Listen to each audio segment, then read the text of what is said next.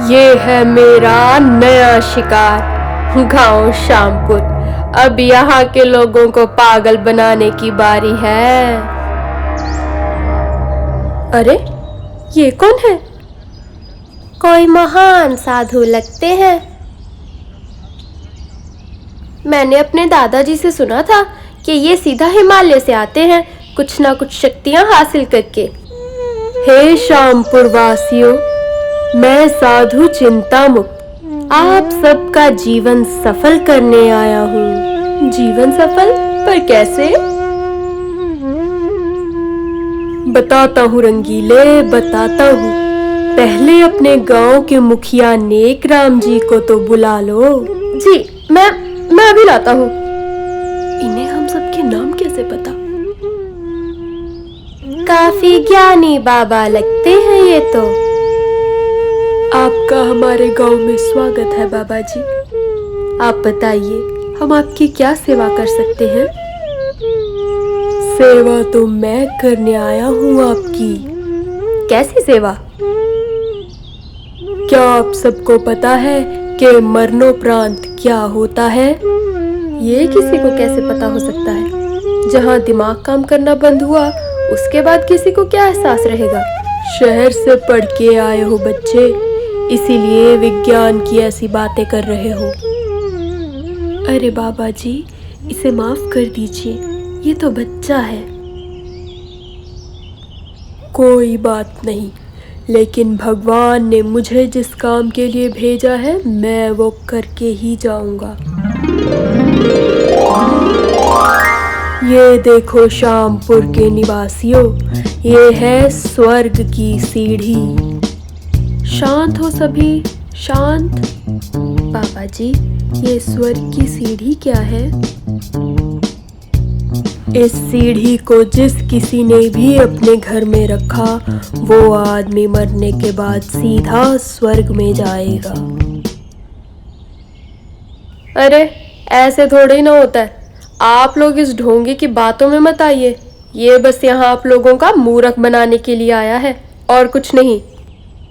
अपमान, घोर अपमान हुआ है हमारा।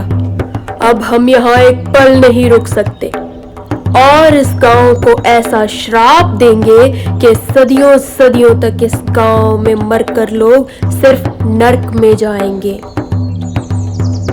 अरे नहीं नहीं बाबा जी, ये तो बच्चा है, इसकी बातों का आप बुरा ना माने। कृपया करके इसे माफ कर दीजिए।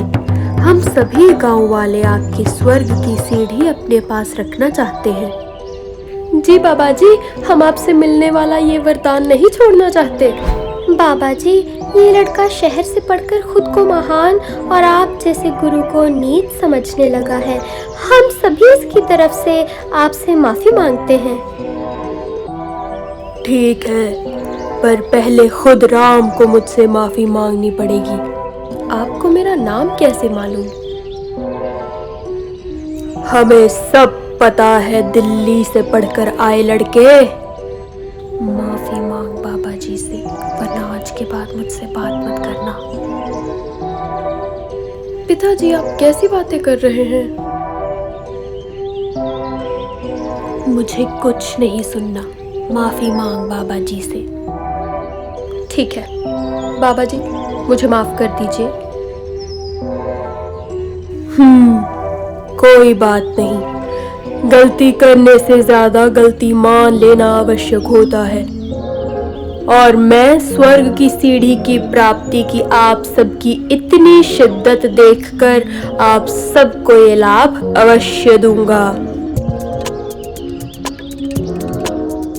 ये स्वर्ग की सीढ़ियां जो मेरे झोले में भरी पड़ी हैं, ये खास 100 साल तपस्या करने के बाद अपने में वो गुण पैदा कर पाई हैं कि किसी भी इंसान को मरने के बाद स्वर्ग तक पहुंचा दे। क्या मैं इसे छू के देख सकता हूँ? नहीं, बिल्कुल नहीं। इस स्वर्ग की सीढ़ी को पाने के लिए आप सभी को मेरे गुरु द्वारा दिए गए हुक्म मानने पड़ेंगे। पहला हुक्म कि इस स्वर्ग की सीढ़ी को पाने के लिए सारे गांव वालों का यहाँ होना जरूरी है। अगर कोई भी यहाँ नहीं हुआ तो इस सीढ़ी का अपमान होगा और इसका असर भी खत्म हो जाएगा। दूसरा हुक्म कि इस सीढ़ी को किसी से भी नहीं बांटा जाएगा। जिसे जिसे ये मिलेगा वही इसे अपने पास रखेगा।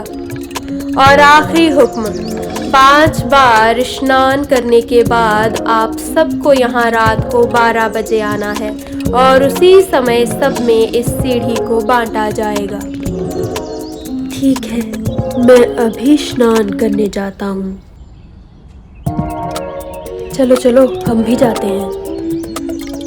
इस ढोंगी साधु का तो पर्दा मैं फाश करके ही रहूंगा। अरे चिंटू की मम्मी, जल्दी नहाओ भाई, कहीं मैं ठंड के मारे ही ना मर जाऊं। अरे थोड़ा इंतजार करो, मुझे अभी 3 बार और नहाना है। स्वर्ग की सीढ़ी का तो पता नहीं, पर ठंड से मरकर अभी नर्क में जरूर पहुंच जाऊंगा।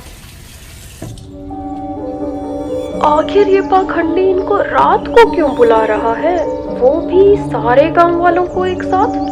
कुछ तो गड़बड़ है। लोग भी कितने बेवकूफ होते हैं, कोई भी इन्हें कुछ भी बोल देता है और ये मान लेते हैं। पर जो भी है, मुझे इन्हें समझाना तो पड़ेगा ही, नहीं तो ये पाखंडी पता नहीं क्या करेगा। ये कहीं से तो आया होगा। तो आ गए आप सब लोग? जी बाबा जी। मुझे बहुत खुशी है कि आप सब लोग स्वर्ग जाने के लिए इतने उत्साहित हो। जी बाबा जी, आपने हमें 5 बार स्नान करने के लिए बोला था, लेकिन हम तो 10-10 बार स्नान करके आए हैं। ठीक है, पर आप सब एक चीज का ध्यान रखिए, स्वर्ग की सीढ़ी पा लेना कोई चूहा बिल्ली का खेल नहीं। सदियों की इस तपस्या को पाने के लिए कुछ समय तो लगेगा। जैसे जैसे मैं आप सबको बताता जाऊं, आप वैसे वैसे करते जाना। 1 मिनट, मुखिया जी, आपका बेटा राम नहीं दिखाई दे रहा? बाबा जी, वो आज शाम को ही दिल्ली निकल गया था। घोर अपमान! मैंने तुम सबको कहा था कि पूरे गांव का यहाँ उपस्थित होना जरूरी है। पर बाबा जी, वो तो इस गांव में रहता ही नहीं, वो तो रहता ही दिल्ली है। उसके यहाँ ना होने से गांव वालों की गिनती कम नहीं होगी। ठीक है, पहले आप सभी मेरे इस मंत्र को 500 बार दोहराइए। ओम सिंध बिंदूनाम, ओम सिंध बिंदूनाम। बहुत उम्दा, शाबाश। अब आप सबको ये लड्डू खाने होंगे प्रसाद के रूप में। इसके बाद सबको ही स्वर्ग की सीढ़ी मिल जाएगी।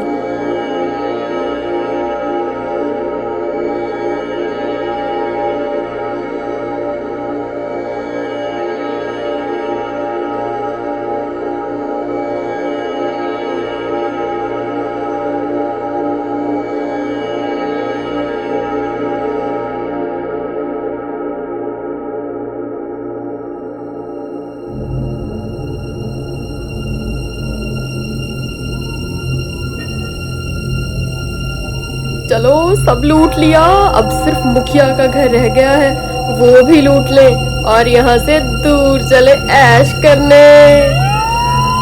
अरे, ये कैसी आवाज है? पुलिस की गाड़ी की आवाज है उस्ताद जी। और कैसी आवाज लग रही है आपको? पुलिस? तो भागो रे, क्या सोच रहे हो? ओए खड़ जाओ, तोड़ी तां मैं। मेरा काम खत्म हुआ, बस अब मेरे साथ ही आ जाएं और मैं चलूं यहाँ से किसी सुरक्षित जगह पर। इतनी जल्दी नहीं पाखंडी साधु, तेरे चोरों को हमने पकड़ लिया है और इन्होंने पुलिस को सब बता दिया है। हाँ वे साधु, अब तेरी खैर नहीं। कब से भगा रखा है तूने हमें? अब आया ऊंट पहाड़ के नीचे, पकड़ो इसे। अरे नहीं नहीं, मुझे छोड़ दो, तुम्हें भी मैं स्वर्ग की सीढ़ी दे दूंगा, वो भी मुफ्त में। तुझे तो हम देते हैं, वो भी जेल की हवा, फ्री में। अरे इस साधु ने हमें क्या खिला दिया था? अरे बाबा जी को पकड़ क्यों लिया पुलिस ने? ये कोई साधु बाबा नहीं है, ये तुम सबको मूर्ख बनाकर सबके घरों में चोरी करने आया था। क्या? मैं तो कल ही अपने लिए नए गहने लेकर आई थी। अरे फिक्र मत करो आंटी जी, आप सबकी सारी चीजें सेफ हैं। मैं तुम्हें आंटी कहाँ से लगती हूँ? ये दीदी जी कहना चाहते थे आंटी जी। तुम भी आंटी? अरे छोड़ो छोड़ो, शुक्र है कि राम की वजह से हम सबके घर में चोरी होने से बच गई और इतना बड़ा नुकसान होते होते रह गया। मुझे माफ कर देना बेटा, मैंने तुम्हारी बात ना मानकर इस साधु पे भरोसा किया। कोई बात नहीं पिताजी, आप सभी गांव वालों को इसके बाद ये चीज सीखनी चाहिए कि अंधविश्वास कभी मत करें। ये सब पाखंडी अपनी बातों में आप सबको फंसाकर लूटने आते हैं और कुछ नहीं। और राम जी तुम फिक्र मत करो, अभी मैं इस साधु और इसके चोर चेलों को ऐसा सबक सिखाऊंगा कि ये साधु सच में भक्ति करता मिलेगा। चलो